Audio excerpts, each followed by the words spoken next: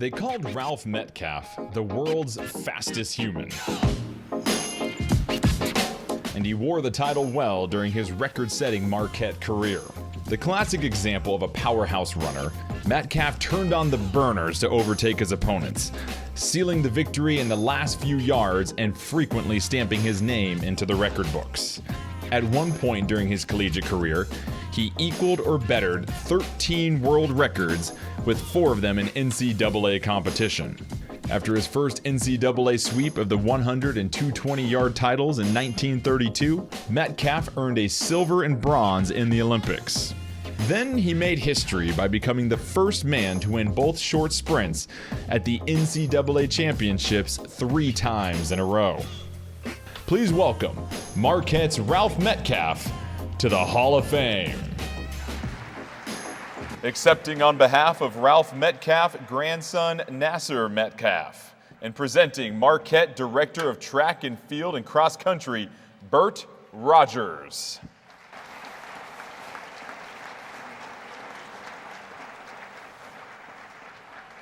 Let's go to Nasser Metcalfe. By the way, you favor your grandfather.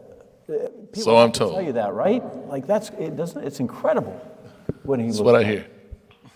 Wow, that's amazing. What did he tell you about his career when he was there at Marquette running around in circles? So he passed away when I was about 8 years old. So we didn't get a chance to get into that as much as I would have liked to. And I often reflect on it and wonder what those conversations could have been like had he lived a little bit longer, for me to get older enough to really understand and appreciate what he did and be able to dialogue with him about it. But, he was just grandpa to me.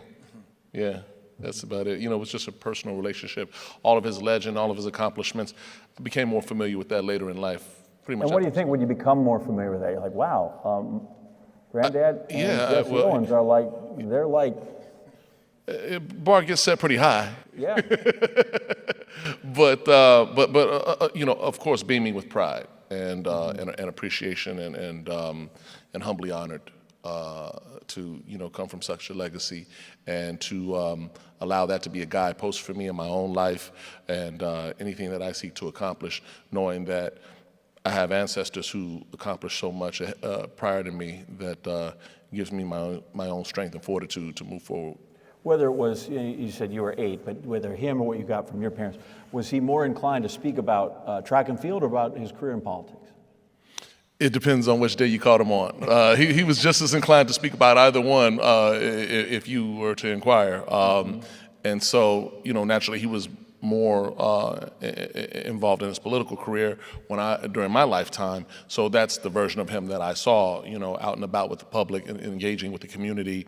And one of my favorite memories of him is when I got to go to work with him one day. And he was going to his office to, put in a day's work.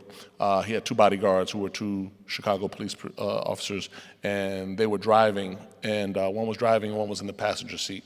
And I was in the back seat with my grandfather. He had a notebook open. He was going over some notes and some things that he had to prepare for his day as a U.S. congressman.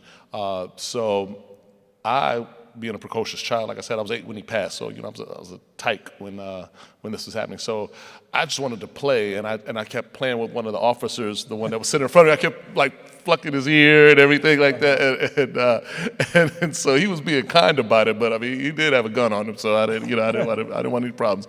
No, but my grandfather noticed that I just had all this energy and attention, the average energy and attention of a child that age. So he closed his notebook. And he said, you know what, don't play with him, just play with me. And he played with me the whole time in the back seat on the way to the car, on the way to the office in the back seat of the car. So we had a nice time. That's fantastic. Yeah.